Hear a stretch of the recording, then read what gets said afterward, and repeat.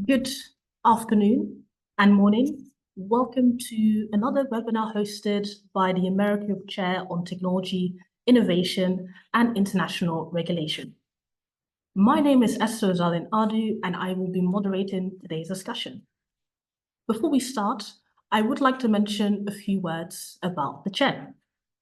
The America Europe Fund strives to be a platform that supports academic cooperation, exchanges, programs, and research to disseminate and strengthen comparative knowledge of European and American societies. One initiative that supports our mission is the America Europe Chair on Technology, Innovation, and International Regulation, which aims to provide interdisciplinary research and expertise on regulatory developments in Europe and America, with a focus on technology, innovation, and international regulation. Through these activities, we promote opportunities for cooperation and dissemination amongst stakeholders across the Atlantic.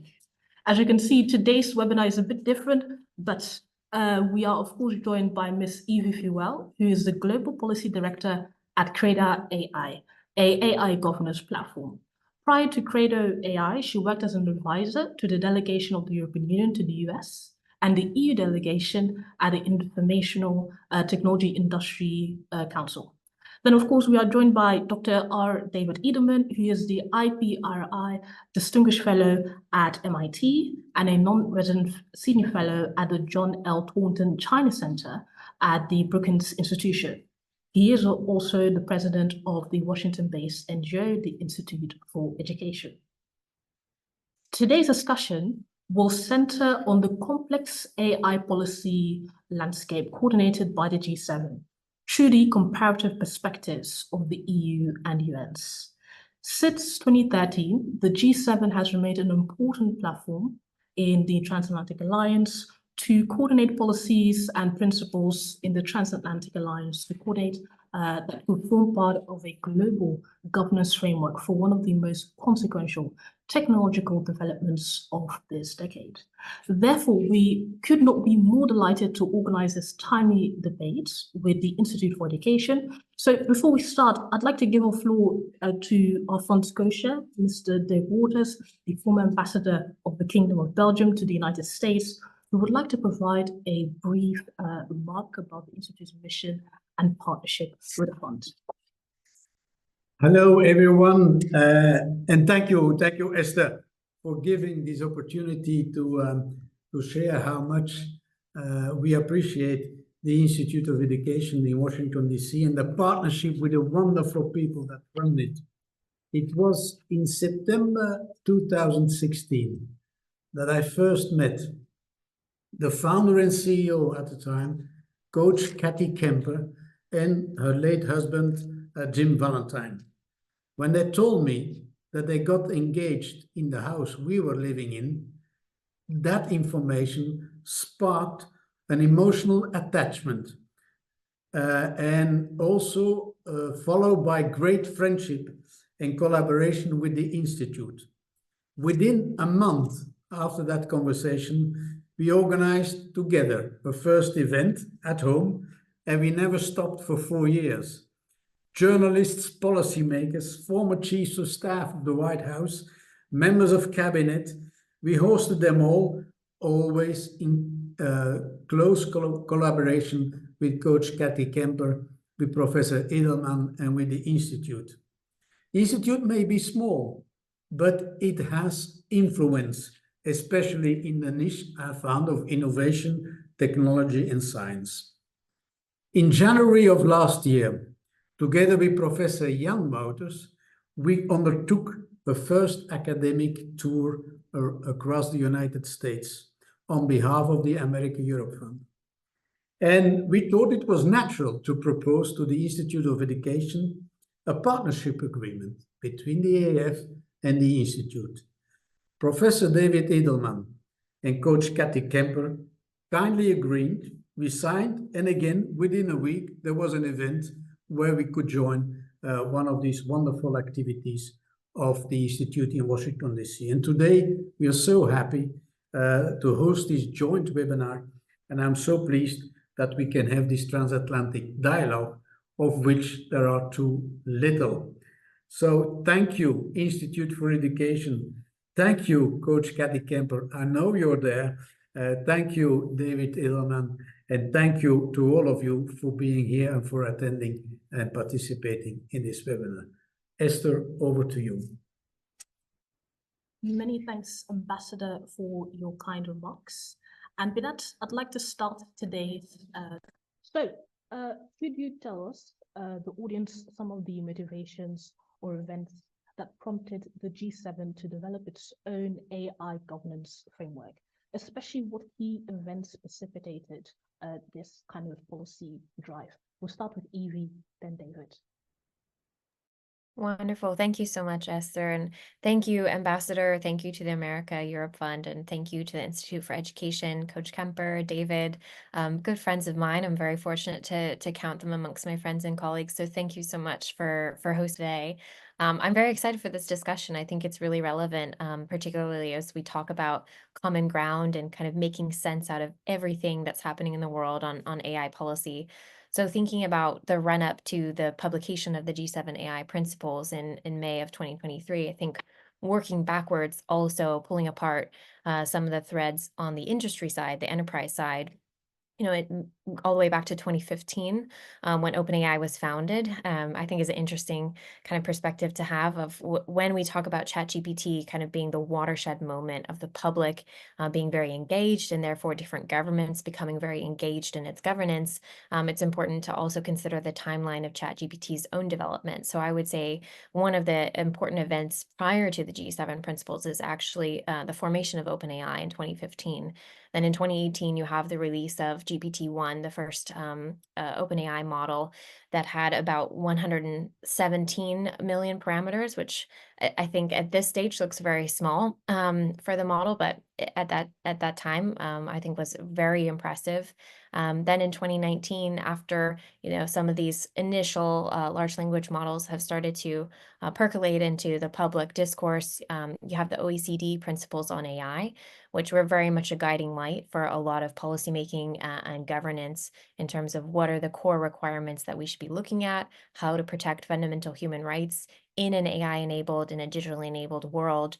So I think the 2019 OECD principles are also a really watershed moment. Then you have smaller, but I think relevant actions for our discussion today. So in 2020, the Rome Call for AI ethics from the Holy See. And then in 2021, UNESCO released their Ethics of AI recommendation. And then actually Canada was one of the first movers on legislation. In June of 2022, they introduced C27, which was their Digital Charter Implementation Act, which also included AIDA, the Artificial Intelligence and Data Act. And then the last one I'll talk about, and then I'd love to turn it over to David, is in November of 2022, you have the first actual release of ChatGPT to the public through the initial 3.5 architecture version. And subsequent versions have been released since then, but I think looking at November 2022 as sort of ChatGPT breaking onto the scene, and then shortly thereafter in May 2023, the G7 AI principles, I think all of these things, both the enterprise side, but also the policy formulations are kind of good history for how we arrive at that point. But then maybe I'll turn it over to David to take it from there. Thanks, Evie. And let me just begin by echoing all the same thanks to the IFE, Ambassador, to you, Esther, and everyone who's taken their time to be here today. This is extremely timely. That was magisterial, so there's not that much I can add to the development of all these pieces. I mean, I think a couple of key themes to take away are, first, what we're seeing in the development of the G7 process, it comes from a place of a lot of work that preceded it before most people were paying a lot of attention to AI day to day. I think that's one really key message. And, the development of that effort, and, we could cite lots of other papers in the US, a lot of people point to the US Defense Innovation Board's work on early work on ethics in AI. You can actually go all the way back to 2013, 2014 to find the US government's first attempt at an AI strategy. So old, we called it big data back when I was working at the White House. There has been an evolution on these issues, but I think the key change, the sort of second piece takeaway, is there was great public attention on these issues, and specifically, I think, a little bit of public anxiety about how AI systems could be used once they had what I call sort of the armchair AI moment. This moment where AI went from something that was in the lab at MIT that was in use by a lot of big tech companies, really as what we think of as vanilla machine learning. So this is, huge amounts of data. You're able to crunch it with custom hardware to predict outcomes that you didn't otherwise know, but this was not available to regular people. There wasn't a graphical interface. And with ChatGPT, as Evie said, we crossed the Rubicon into a technology that was more like the internet after the web, right? Anyone could use it. And so the result of those pieces is that suddenly there was an awareness that we have to do something to maybe govern this technology. I would add it's important to recognize that that also coincided, I think, with a greater awareness of some of the risks, particularly of social media, but more broadly of the business models that had been developed to date and the sustainability of those vis-a-vis some of the goals, whether it's democracy, kids' mental health, et cetera, and a desire to put some of these principles into action. And I think that's the key thing that Eva was pointing to. When you have the G7 principles and the OECD before them, it's about moving from high-level ethical desiderata, right? Things we want out of technology, to what are the actual concrete obligations that companies and governments have to make sure that we can get the best out of this technology. And so what you're seeing in the G7 process is two things at once. It is both an attempt to elaborate on what those best practices should be, but it's also an attempt to consolidate among all these various fora that exist, because the G7, and for those that are in the international relations world, forgive me, this is remedial, but I think most people don't necessarily appreciate that the G7 is a leader level organization. The G7 does not have a large group of bureaucrats that are there staffing it all the time. It's not the United Nations. This is a top level of the largest economies in the world trying to really indicate where they show consensus. And so it's that leader level aspect of it. And it's the ability to go a little bit further than the truly plurilateral organizations, more than, say, the G20, certainly more than the United Nations with its, I think, 193 and counting countries, that result in the ability to drive an agenda forward on other areas, climate change, right? Certainly on internet in certain areas, but now particularly on AI. And that's what you're seeing in the development of these, really quite concrete and quite actionable steps that are elaborating even as we speak. And I think we'll see even more of in this next year beyond the 11 principles that we already saw articulated. Wonderful. Thank you, David. And both of you actually already started to highlight some of the fundamental principles that define the current G7 governance framework, which kind of leads to my next question. How do you define the current G7 governance framework? And as a follow-up, do you feel that this framework will be subject to change, especially during the current G7 presidency? We'll start with David and then Eve. Sure. Let me just start with subject to change. Absolutely. I mean, this is technology that has been around, generously for 3 to 4 years. At the broadest scale, early AI 10, right? We had 50 years to become accustomed to computing as we know it in business for it to proliferate anywhere near the level of what general purpose AI has right now. And so I think they acknowledge right at the very front of the G7 documents, the White House statement characterizing it also said, this will be a living document that will be updated continuously as elements permit. And the second thing they acknowledge is that it's a non-exhaustive list. And I think that's pretty important. They say, look, we can't do everything here. But in terms of the substance, and I'll just capture a few highlights, and then Eva can talk in particular about from the corporate perspective and the governance perspective, what is binding. When I look at what the key elements are here substantively, they look a lot like, one would even argue maybe identical to what we did in cybersecurity over the course of the last decade, right? So what are they expecting states and all players, right, with the help of civil society and academic researchers, certainly the companies themselves, to do? It's identify, evaluate, mitigate risk before something's released into the market. It's to keep track of vulnerabilities once something is in the market. It's to publicly report on capabilities and limitations. It's about information sharing among competent authorities, what in the cyber world we call information sharing and analysis organizations. Developing written risk management policies. So starting to get kind of wonky pretty fast, but I think the key thing to take away here is that this is not just about recognizing that there are bad things in the abstract, but it's about adopting best practices for computing security that we've learned at the governance level, the role that governments can play in coordinating it, and then sharing that more broadly with the public and one another so we can raise the low watermark of security.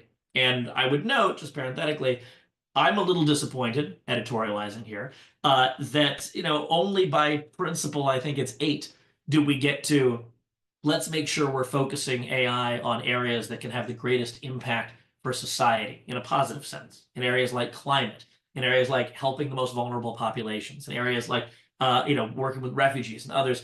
These are almost an aside in the G7 work. I think that is disappointing, but I also think it reflects where states are right now, which is many states are wondering, maybe even sort of fantasizing in a negative sense, about all the ways this technology can go wrong.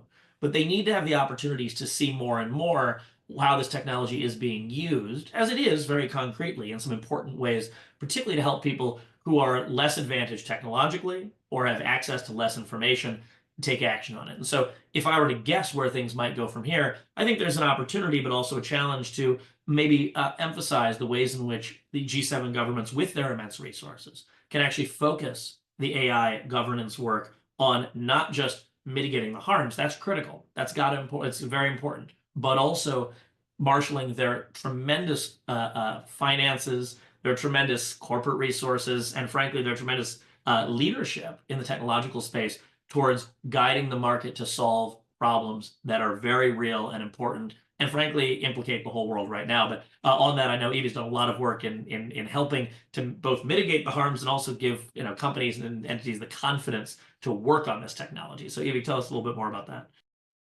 Yeah, thanks, David. I think you covered a lot of ground, which is so helpful. And there's so much I want to react to, but I agree with a lot of it. And just a couple points on what you said already. I think one of the challenges with AI, as we know, is that the change cycle is so much shorter than previous technologies.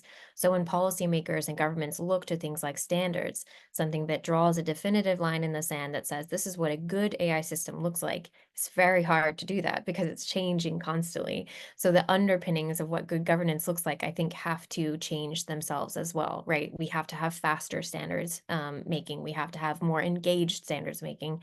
And you see a lot of this in the international proposals now for different collaboration areas where typically maybe just industry was involved or just government was involved. There has to be more dialogue because AI is different from a light bulb or other products that are very static. And I think you touched on it already with the cybersecurity world. There's so much that is replicated and necessary to make sure we have safety and security and a lot of the same principles, but also the new, right? The new AI risks where the unknown unknowns are some of the biggest threats that we're trying to solve for now. And so you see proposals for, the off switch or the unplug button or whatever it is that may or may not exist in reality, because I think there is this challenge of the technology changing faster than a lot of the processes we have to govern it are changing.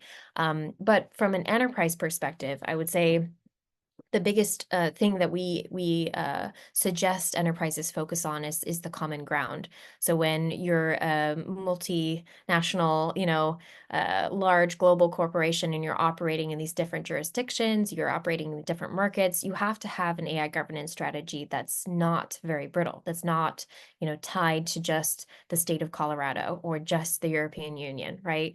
So that common ground, I think, can really be distilled into 7 core principles. The first would be a registry or an inventory of your use cases. So this is something we see repeated everywhere. What are you doing with AI and how are you using it? It's not really a very exciting principle, I would say, but it's one that's often skipped. And it's really the most essential for enterprises is, do you have that registry and inventory of AI use cases?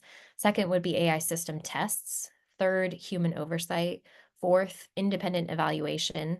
Fifth, AI impact assessment. So again, we've seen impact assessments used in privacy, in environmental spaces, and there is so much work that has been done on algorithmic impact assessments and the necessity for assessing risk, as you said, David, pre-deployment.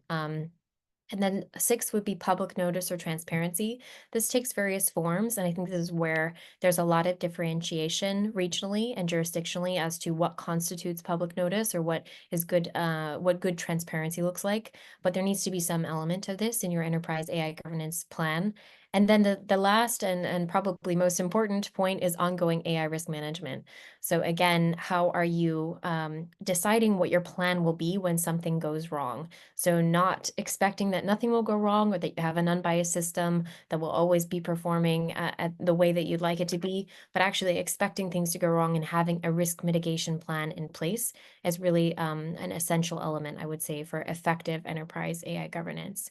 So a lot of those still seem a little bit nebulous. Even when I talk about those 7 core principles, it's hard to drill down and say, practically speaking, what does the program manager or the data scientist or the engineer do?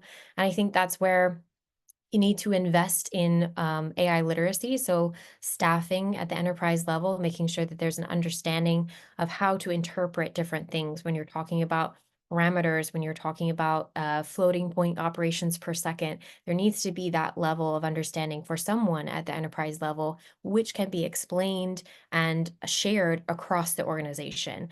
So that's a really important investment that needs to happen top down for every enterprise.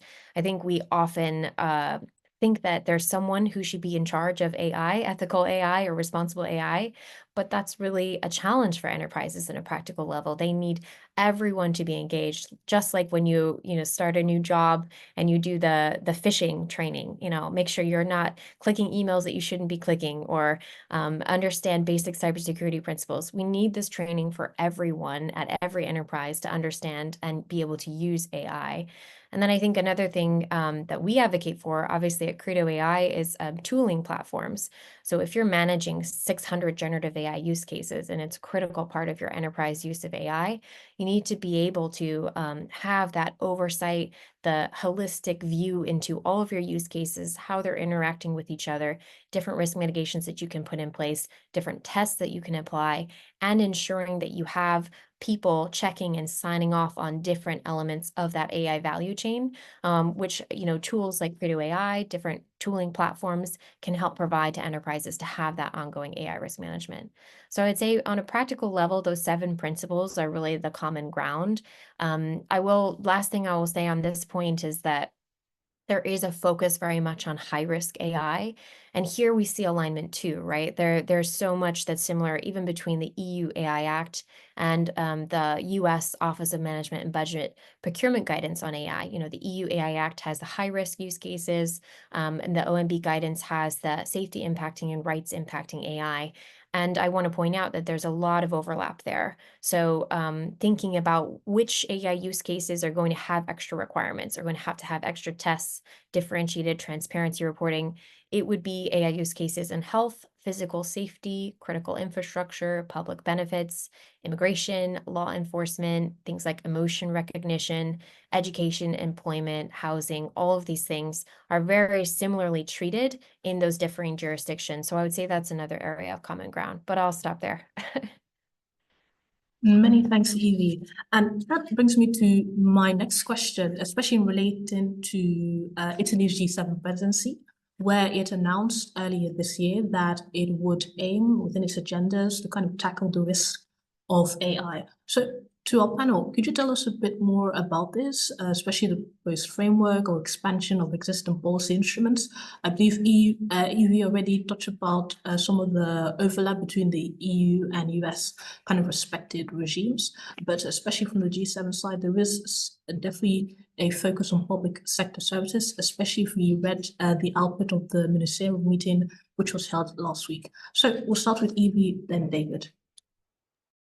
I think it's a great question, Esther. And I know that there is enhanced collaboration between the G7 and the OECD, for example, and I think with the OECD and the United Nations. And there is also simultaneous work streams happening with groups like NATO. And I think this is where we see a lot of supranational level engagement. I wouldn't go so far as to say alignment. I don't know if David has a different perspective on that. But I think that that level is challenging because you're not going to get 100% regulatory alignment on AI. There are going to be different risk thresholds that different communities, different jurisdictions feel more comfortable with. I do think, to David's earlier point, what we have seen is a lot of even national investment in trialing, in sandboxing, in R&D investment that I think will then inform more of the discussions at levels like G7. So, Italy has taken a lot of actions as a nation for its own AI development, including its own investments in R&D. I think that this is something we have seen work in other areas with other technologies. So I often reference the example in Singapore of automated vehicles. There was an early effort, I think in 2015 it started, for regulatory sandboxing with specific requirements on what had to be reported on, what the risk thresholds are, what was acceptable and unacceptable use. And I think that helped create one of the biggest markets for AV technologies in the entire APAC region for Singapore. So I think that's an example that we could see replicated at other nations that then informs the kind of supranational level alignment. I do think it's interesting to look at things also with the United Nations. They just published their high-level expert group report on AI. This calls for more alignment on standards, which I mentioned earlier, but having different regions collaborate on standardization development, I think is something that we haven't seen yet, that we need to see more of. I know there are existing mechanisms for this at ISO IEC and Sensenelec and ETSI and others, but to be able to do this meaningfully and at a pace that makes sense for enterprise, I think is one of the bigger challenges, something that I would like to see more of. I'll turn it over to you, Dave. Evie points to something really important here, which is there is a huge mismatch between the pace of the technological development of AI as a usable thing that we can all, implement in our lives and workplaces, and the time it takes to develop technical standards. Okay, I don't know if anyone's ever been involved in technical standards development organizations, but getting a basic standard, even on something high level, does take years, almost always. And the capability evolution in some of these, foundation model technologies is not measured in years; it's measured in months. And so, when I think what we're seeing, obviously, to your question, Esther, with Italy signaling they want to take this on, I think it's a very positive sign in terms of continuing the momentum of international efforts at governance on these issues and trying to continue to steer the ship towards, both having an international dialogue in which there are multiple governments that have a meaningful say in what best practices look like at the political level. So not just leaving this to the techies to decide how the technology will look and then deciding that society will reflect whatever the technology decides.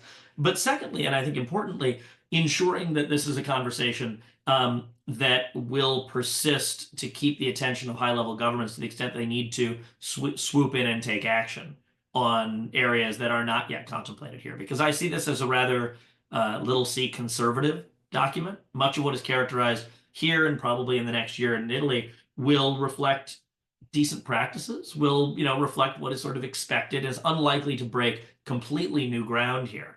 But I think it's often lost on, I think, people that haven't spent time in government because it's so inside baseball, as we say, that the act of getting ministers around a table to talk about this topic and to have to share with their friends and allies what they're doing on this topic is itself a really meaningful motivator to ensure that countries are actually doing that work. Because AI is often important but not urgent. Some people find elements of urgency to it, but the reality is a lot of technology issues when you're facing, whether it's youth unemployment or natural disaster or climate crises or, currency issues, like these are issues that can often fall a little bit below the radar screen. And so keeping this international governance, I think, also has a feedback effect of getting governments to continue to do the work and also to ensure that among the G7, among the most developed economies, there is no dark spot of lack of governance. There is no one place where, players can go and they won't have any of these obligations. They won't have any scrutiny. I think that's just as important too. And it would be remiss not to at least acknowledge that I think part of what the U.S., and I can say this as someone who's not in the government, is seeking to do here, certainly with its allies and partners in the G7 as an organization, the G7 does not include Russia, and it doesn't include China, right, in this particular context. And so the G7 provides a certain like-minded group to demonstrate what a vision of AI that is rights respecting, that advances economic values, that is able to hopefully build economic productivity as well, what that looks like. Because there is an alternative that is being developed, and that alternative is happening outside the G7. And it is with a player, China, that is no less technologically sophisticated than even the leading countries in this group when it comes to AI research. And so that's another pretty important perspective to take, even though it's not said in this document ever, to recognize what's happening behind the scenes as well. Many thanks, David. So that kind of brings me to my next question, especially from an US or EU perspective. How do their respective policy instruments, especially at the G7, hinder existing or proposed AI policy initiatives, especially amongst its members? So I remember Evie already mentioned the EU's AI Act. David also kind of hinted at some of the kind of executive actions that are happening. But how do you see these kind of policy instruments? Do they complement the current G7 framework or create further fragmentation? We'll start with David, then Evie. Sure, I don't think they hold back much domestically because they're at such a high level. I mean, I look at this document and I know most about US policy in this context. I don't see anything in here that is holding back the efforts at US policy. And moreover, I don't see anything here that would crowd out much in US policy. Frankly, it's a reflection of what is happening domestically. I would argue reflects what's happening domestically in Europe as well. And Evie can comment on this, in terms of the AI Act and others, and seeking to really find the common ground between two developing, overlapping, but as Evie said, not completely aligned regulatory frameworks here. Where I do see the potential for not holding back, but for debate is whether the focus is in the right place in developing a mutually productive market for AI. And what I mean by that is, like I said, of these 11 core principles, 7 plus, really depending on your count, 9 of them are about the bad stuff. And it's also worth acknowledging, and it's a hard thing to acknowledge, but that even among the G7, technological capability, investment, and companies are not evenly distributed in the AI space. They are basically all American companies with a few asterisks, right? Some open source projects that are happening in companies in France, others elsewhere in the G7, and they're putting a lot of money into it, but they're not evenly distributed. And so I think the debate that you'll see happening within the US, and certainly you've seen it on the campaign trail in the presidential race when they've taken a few moments to talk in any way about AI, is the concern that, hey, look, we're sitting here and moving towards a global governance regime, but not everyone is actually negotiating here on equal footing. And the incentives of all players hopefully are aligned towards broadly benefiting from the capabilities that AI brings to bear.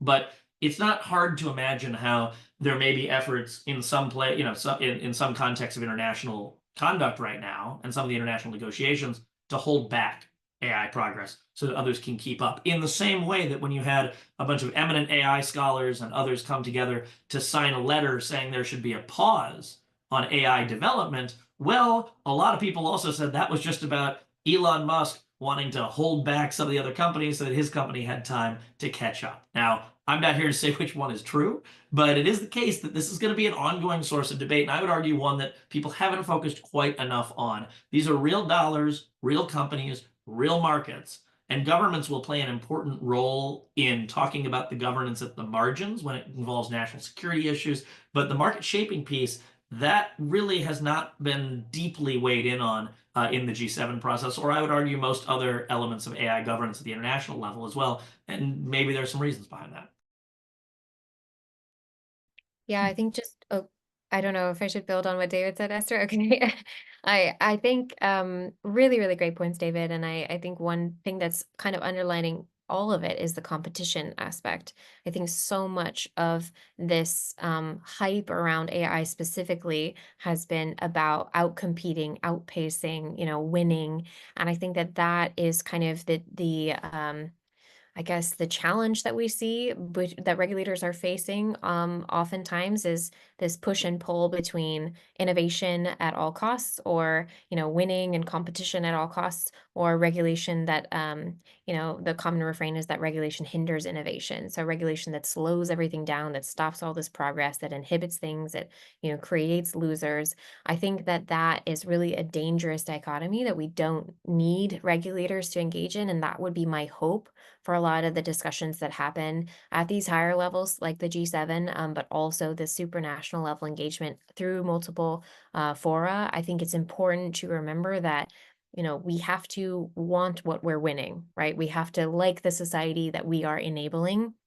And if we're just racing, and if we're just trying to compete and not share information, then that we're never going to realize that as the final stage, right? So in order to protect the fundamental human rights freedoms that all of our societies have agreed upon, there are so many things that I think we see in the G7 principles that we see repeated at the state level, at the city level in the United States. We see it repeated in micronations. We see it repeated in the European Union, which is, also very supranational level, is this human centricity, right? The safety, security, human centric, transparent, accountable.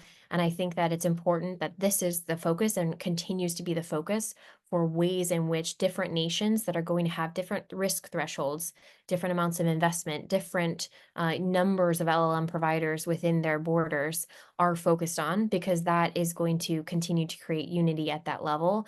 I do think it's a really good point David made of just how many companies are US companies that are engaging in some of these forums, where different investments for R&D are flowing from and to is all going to influence the amount of control and, I guess, safety parameters that we're able to put on the technology. And that's what I think the role of government, the role of G7 is for. It should never be determined by enterprise, but making sure that you have a very strong contingent that is protecting fundamental human rights. And inspired by one point that Evie just made, I mean, remember that where the companies are right now, where they're incorporated, where they're training models, could change in an instant, right? I mean, we've already seen rumors, you can read the FTR's articles about this, how certain, for instance, Middle Eastern sovereigns are saying they might invest billions upon billions in free AI training to anyone who wants to relocate models there, move their operations. This game can change in an instant. And so I think, as Evie said, where those state investments are placed, not just on sort of what we think of as basic science R&D, but actual capabilities, or saying that this is not something that states are going to have a race to the bottom on, and that we're going to insist that if we're going to spend the immense dollars, and that means, by the way, immense amount of energy, often immense emissions, right, in these sorts of training runs, that we'd better make sure that this is something that a lot of thoughtful investors and thoughtful people have put a lot of effort behind to know that they want to have in the world. And that's an element of market shaping that I think is important to recognize in the AI space.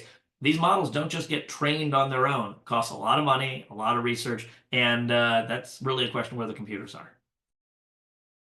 Wonderful. Thank you for your remarks. So I remember that Evie mentioned how there's still a contestation on the regulatory kind of approaches to regulating AI, how there's almost a competition that seems zero-sum. David reflected as well on the market dominance of current companies, how that creates an unequal footing.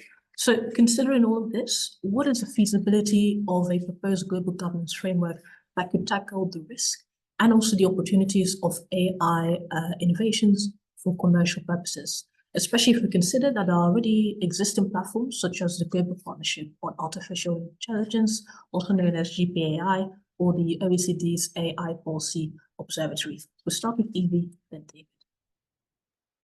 I think that there's been a lot of increased engagement at that level, also with different safety institutes, that the national safety institutes that have been stood up. I think since the Bletchley Declaration and the first AI Summit, there's a recognition that these issues permeate across borders, particularly when you're talking about AI safety. And so there's more collaboration in my mind than there has been in the past on AI specifically.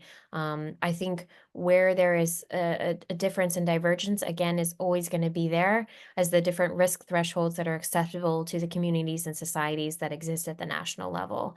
So we can never assume, and I don't think even hope for, we shouldn't be hoping for for 100% alignment in terms of AI regulation.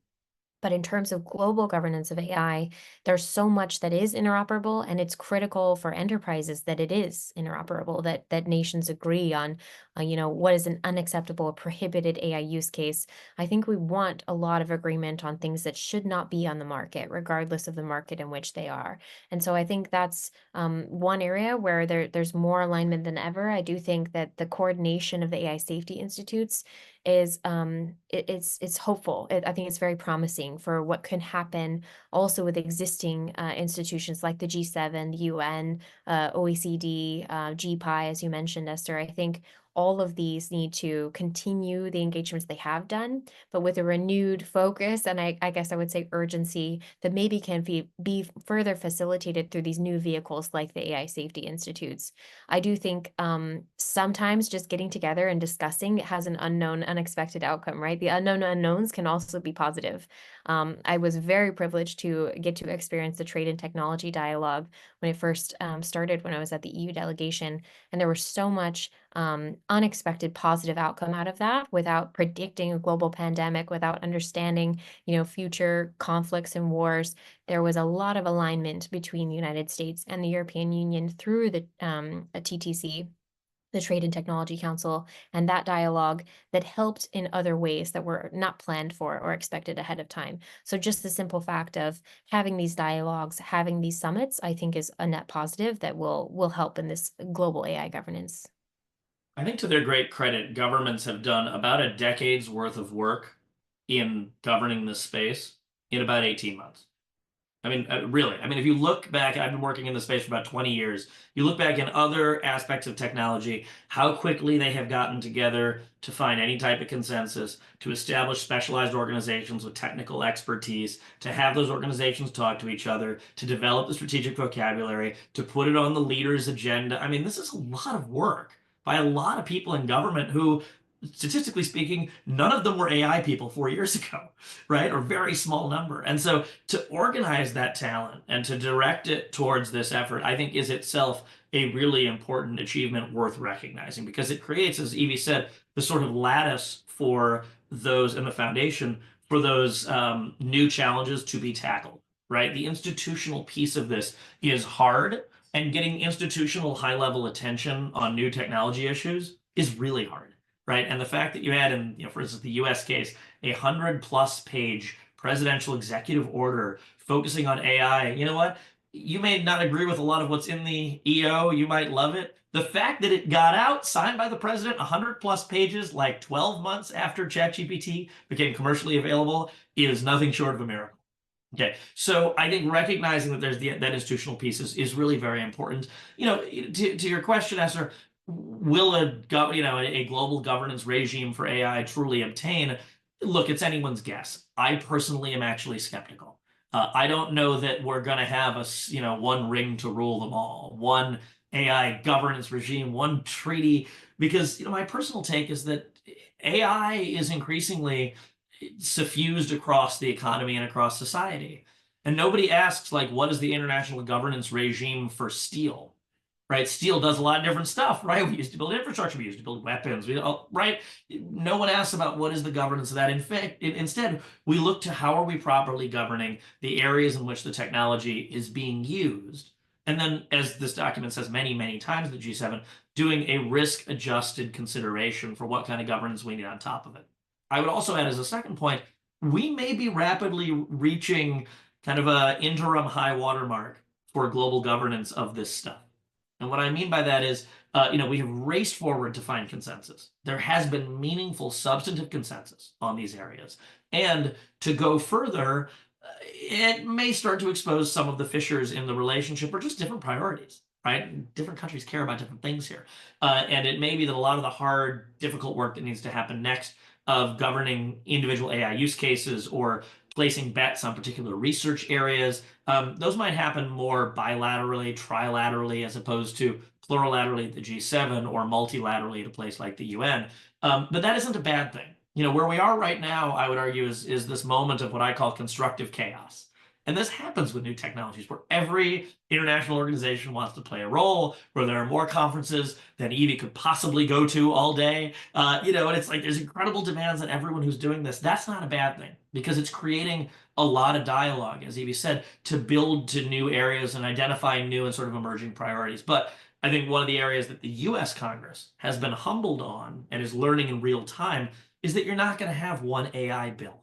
You're not going to have, even as much as the aspiration of the G7 document looks towards some, functionally binding, though they don't say the word binding, code of conduct across AI, it might not happen. But even if it doesn't happen in that way, that doesn't mean that it's a bad thing. It means that we have appropriately recognized both the capabilities and the limitations of international governance frameworks, and then recognizing that there's also an equally important role for companies to work individually, to work amongst themselves, for civil society to play a direct watchdog role onto companies and research groups, for governments to figure out exactly what their narrow perspective is going to be within that, and then ultimately to do that kind of market shaping I was talking about. Those are all appropriate respective roles and responsibilities that don't depend on a single document to develop, but without any one of them feels incomplete.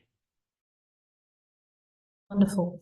Well, that brings me to my final question. So considering that we already hinted at some of the key objectives of Italy's G7 presidency, I'd like to take our panel a bit back to the G7 summit that was held earlier this summer, I believe, and just kind of ask you your thoughts on some of the outcomes, especially related to the AI governance framework and related policies. And what should we look forward to, especially in the coming year? We'll start with Evie, then David. I think obviously a positive from what David and I have already discussed of the ability to reach alignment at this level. I think it is still a net positive. I think you have seen Italy take its own actions that I think are very meaningful in terms of even investing capital, R&D, capacity investments for AI, but being a active leader in this space as part of the presidency, I think also is really important. I think, looking ahead, Canada will be the next presidency, and I think that they have been very active already on AI. I mentioned C27 and AIDA earlier, but I think that there will be even more impetus to try and see what kind of parameters can be put on the most powerful models, what kind of alignment can we have with the various national safety institutes, how to further push forward standardization development, as both David and I have discussed already, I would say more easily match, but if not match, the technological development. So I think Canada in particular has been very active on a lot of these, and with what I would say is a successful leadership from Italy of the G7, I believe that they will build on that and continue to advocate for even more areas where we can have alignment on what's completely unacceptable or prohibited. Because I think where there will be a lot of divergence is the companies that are finding themselves as downstream developers or sort of more in the middle ground. They are not the largest providers, but they are responsible for a lot. They are using AI a lot.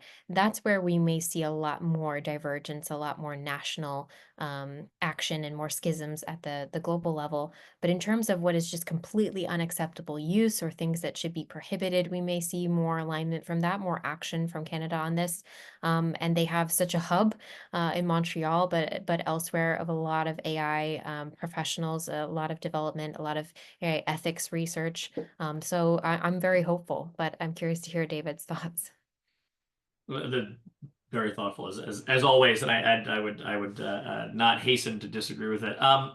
Look, in AI, in technology, predictions are dangerous. In AI, they're like fatal. So what can I possibly predict about the future? I would say, looking at the trend lines right now, I'd say there are three areas that they point in actually different directions for this next year in AI governance. One of them is, I think you're going to see more skepticism, actually.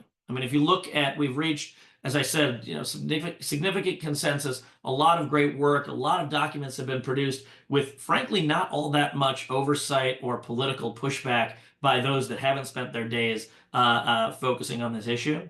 I think it would be likely, more likely than not, that aspects of AI governance become partisanized, at least in the United States, and that you could certainly see individuals that are prominent players in the AI space in the US who themselves have become political lightning rods, deciding that they want to have a say in this space, which could ruin a bit of the kumbaya moment that we're having. And so I do think headwinds are likely going forward for all sorts of reasons, a lot of them commercial, some of them personalities, some of them political and diplomatic. I don't think it'll be as easy next year as it is this year to do this. The second piece that I'd see trendline is proliferation of this technology. We are at the very top of the first inning of the development of underlying AI technologies. And right now, we're very focused on a few foundation model companies, right? The OpenAIs of the world or the Anthropics. There's research coming out that could potentially significantly democratize the training and development of these even foundation models, make it literally less computationally intensive, cost less to do. And even if those don't pan out in the next year, the mostly capable within a narrow space AI tools are going to proliferate immensely. Because why use ChatGPT or a ChatGPT offshoot for something that you could actually narrowly train to do a better job in a very specific space without having the same risks of hallucination or the same risks of properties that you didn't otherwise anticipate. And so I think you're going to see more AI tools proliferate, and as a result, there'll be a greater attention to, oh, gee, what do we do about this? Both in the positive, could we build an economy on it? And the negative, what might that mean for us? And then I think the third piece that I would anticipate more of is subnational action. So governments have done a good job of getting all their experts together in Washington, in the case of the US, right, to try to work on the governance of AI, while actual AI has been happening in many cases outside of whatever the national capital geography is. You've seen places like California, where the governor of California recently vetoed a pretty significant bill seeking to govern AI and specifically deal with some risk management aspects of it. There are states in the United States elsewhere that have been real leaders on technology regulation in adjacent areas, like privacy. The state of Illinois has a really forward-leaning law on the use of biometric data. The US states are excited to pass laws on AI, especially when the US Congress hasn't necessarily taken action. And there has not yet been a moment trying to unify them into a single piece for fear, as Evie pointed out, of this sort of patchwork of compliance that exists all over. And so I wouldn't be surprised if next year's G7 considerations are taking into account subnational perspectives, whether it's in US or German states or elsewhere, that actually have to be part of the conversation and maybe even have to get a seat at the table in a way that they don't right now. Wonderful. And that brings us to the end of the discussions, but we are fortunate that we have a bit of time. So I'd like to open the Q&A section, very brief. We already have one question for the panel. And in the meantime, for audience, if you have any questions, please feel free to drop them on the chat. Hopefully, if it's short, our panel will be able to answer. So the first question, one of the points highlighted in the recent Draghi report on European competitiveness was the need to increase computing capacity and boost AI adoption and investment. In addition, it also mentioned how the GDPR and AI Act could stifle innovation. So considering these challenges, in your view, do you see within the G7 or other frameworks or avenues approaches that could inform EU policymakers on ways in which they can still balance this human-centered and responsible approach to AI while still advancing economic competitiveness? We'll start with Evie, because I know you dealt, especially in the world of EU policy, and then David. A big question, a very good question, a big, deep question. I think, it's a common refrain that we have faced as well in the enterprise space of regulation hinders innovation. I think that regulation also enables innovation. And I gave the example of Singapore and autonomous vehicles earlier, but having the standard, knowing what is acceptable, what's prohibited, what's high risk, what's low risk. This is really essential for enterprises. So when we consider something like the EU AI Act, it's actually creating lanes by which business can flow. There are certain lanes where it is not high risk. There's nothing that a company would be required to do. So proceed full speed ahead. We consider it the fast lane. And a lot of our work is in helping enterprises do that delineation so that they can have super fast moving projects that can go on and go ahead with AI enablement, and those that need a little bit more sort of like medium speed lane, and then the slow lane, or maybe those that have to pull over. And we use that analogy all the time so that enterprises can understand the value of a regulation such as this, which provides certainty. I think there are certain aspects that do need further clarification, and that will be the work of the AI office. That would be part of the work with the GPI Code of Conduct. We were participants in the plenary and participants of the voluntary pledges, and we have seen the amount of enterprise that already is signing up to be ready for the EU AI Act. So already an eagerness and ability to provide that level of transparency, which at this point I would describe as very basic. Understanding what AI you're using and how you plan to use it is something that all enterprises putting an AI on the market should be able to do. So I think that it's just too common of a refrain to say that the regulation is going to squash innovation. It has been used before in quote unquote lobbying contexts. And I would just, politely push back on that I think it does actually provide a lot of certainty for businesses. I do think that what we want to see more of, as I already articulated, is more standards to enable and underpin this regulation, and enforcement will be a critical aspect. So having something such as the AI Office in the European Commission is a really important part of the AI Act, and the ability of enterprises to understand what to do and when, and to take it seriously. Having the enforcement enables the regulation to be meaningful, to have teeth. So I think the AI Office is really critical. They have staffed I think 200 professionals now that are exclusively focused on implementing and enforcing the AI Act. So looking to that and all the action that is going to come out of that. I do think that further clarification on data collection and training for algorithms is a critical part of enabling market access and AI enterprise use in the European Union specifically. And I think we're expecting further clarification from the European Data Protection Board, I believe in December. But those clarifications on how to collect data, when data is used for training AI, I think are one of the bigger, I guess, stumbling blocks for enterprises, as opposed to the transparency requirements or the prohibitions required in the AI Act itself. So I think a little to do on both sides, but hopefully that gives you a more of an answer. That's a great question. And just one little point to build off of that. Look, the Draghi report was a bombshell. I mean, it should be regarded as such. I mean, it was a real attempt at a wake-up call in how, European Commission thinks about regulation and its relationship with technology. But I would agree with Evie. I don't think its message was necessarily that GDPR held back innovation. I would argue that if GDPR had an important and perverse effect, it was consolidating the technology market, such that specifically in advertising, only the largest players could comply or could take the financial risk associated with not complying. And so, it really comes back again to this refrain of what market shaping do we want to do?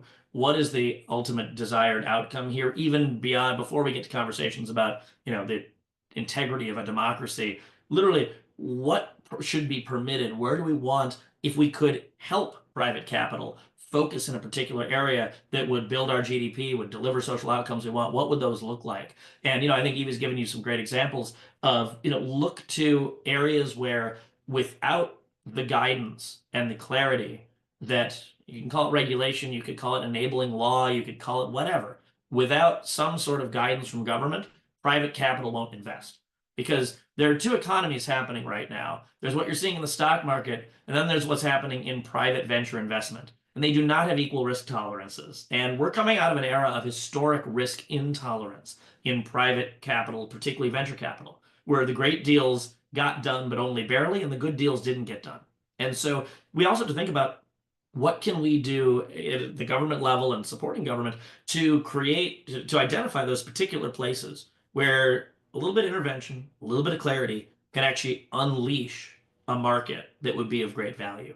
That is what, for example, focusing on, again, this hard, narrow, very technical work of issuing sector-specific AI regulations might be very helpful.